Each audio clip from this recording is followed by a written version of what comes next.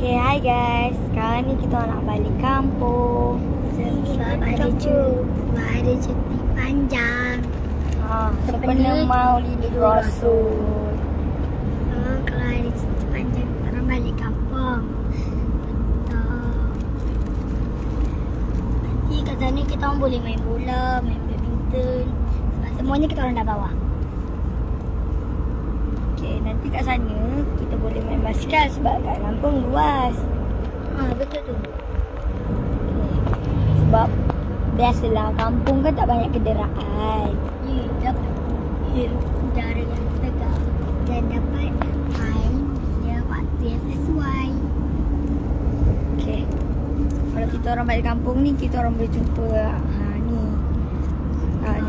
Awedo, Mak Sana, Mak Nga. Siapa yang tengok live ni boleh lah like. And subscribe. Okay, kita promote sikit nasi lemak. Siapa nak beli nasi lemak boleh beli dekat kantin Cik Sal. Kat situ ada Nasi lemaknya hanya RM1 sahaja. Lepas tu kita ada jual bihun. Ada yang RM1, ada yang RM2.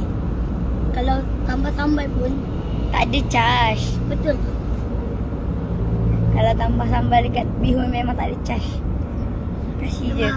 Sebab kalau nasi lemak tu tak nak sambal pun tu 50 sen saja.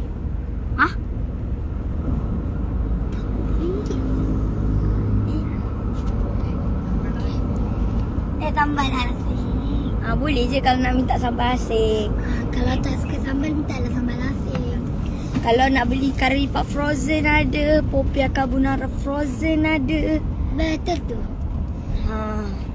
Murah je semua. Jual sebab nak bagi budak-budak makan. Kadang-kadang Jumaat tu ada je orang infak. Boleh je nak datang hari Jumaat. Okay, sekarang ni kita on the way nak gerak. Kalau lambat, tak dah tutup. Kita orang buka jam 6.30 sampai habis. Kadang-kadang macam tu lah. Sampai habis. Kadang-kadang ada yang lebih. Tapi kita orang punya kuih 70 sen je. Lepas tu popia carbonara je RM1 satu. Yang lain satu biji 70 sen. Murah je.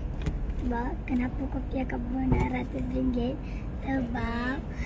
Sebab dia inti carbonara bukan inti sayur. Nanti balik ni kita orang terus nak main bola. Kalau sampai malam nanti kita orang tidur lah. Kalau sampai malam kita tak ada main. Dah gelap. Kalau Ni nak main pun- gelap-gelap pun nanti kena colek. Okay, kalau siapa nak tanya soalan boleh komen. Kita orang akan jawab komen korang. Okay, sekarang ni kita tengah ni lah. Okay, jalan tenang. Adalah jam-jam sikit. Sebab kan cuti sekolah. Sebab cuti sekolah nanti lah panjang. Sebab semua mesti nak balik kampung punya. Kejap kita nak lagi Lagi 15 minit nanti kita orang sambung live. Okay? Bye.